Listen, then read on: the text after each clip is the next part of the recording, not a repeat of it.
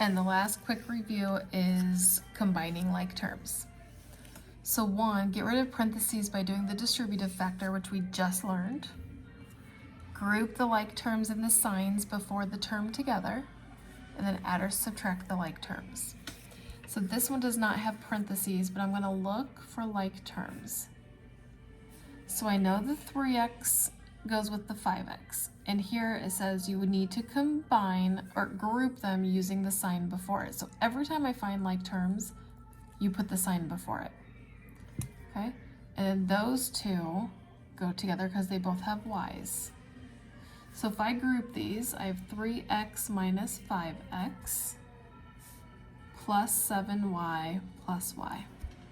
So all I did is I grouped the x terms together and the y terms together, but I kept all the signs before them. Minus 5x plus 7y plus y. So now we're going to combine these. And we're going to ignore the x's and look at their coefficients. 3 minus 5. Well, 3 minus 5 is 3 plus negative 5. It's keep, change, change. Keep, change, change. And now I have one of each. And when you have one of each, you subtract. And you get 2. 5 is bigger and it's negative. Bring down your x. So 3, if you're at 3 and you go down 5, you're at negative 2. Keep your x's. All right, this is 7 plus an invisible 1. 7 plus 1, which is 8. Keep your y, and these are positive, so it's plus. So we're not solving anything, we're just combining like terms. So you're not going to get one number as your answer. You're just taking this long expression that had 4 terms, and we shrunk it down to 2 terms.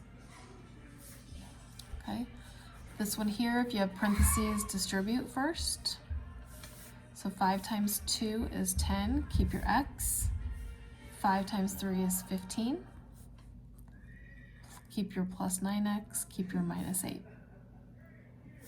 Like terms is the 10x and the 9x.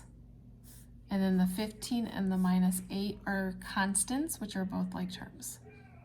So if I group them together, I have 10x plus 9x. Plus 15 minus 8.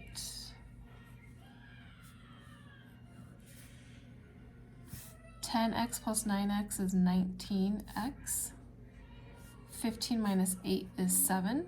15 is bigger and it's positive, so it's plus 7. So I took roughly 1, 2, 4 terms and shrunk it down to 2. Okay, the last one has 2 sets of parentheses, so I have to do 2 sets of distributing. 3 times 2 is 6x. 3 times negative 7 is negative 21. This is negative 8 times x, which is negative 8x.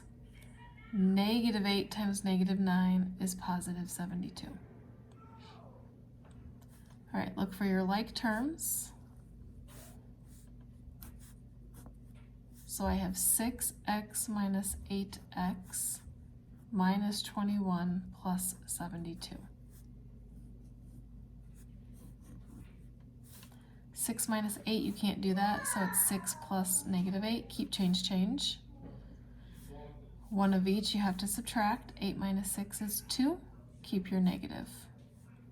And keep your x. 8's bigger and it's negative, so that's why it's negative 2. Negative 21 plus 72, it's already an addition problem, but it's one of each, so we have to subtract. You get 51. 72 is bigger and it's positive, so it's plus 51. If these are confusing to you, I would suggest going to your book and looking at more examples to see how they came to their answers, just as more resource.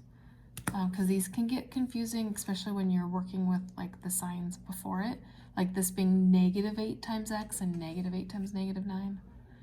Unfortunately, again, chapter 1 is all about review, so that's why it just goes through so incredibly fast. But if you have any questions, don't hesitate to ask.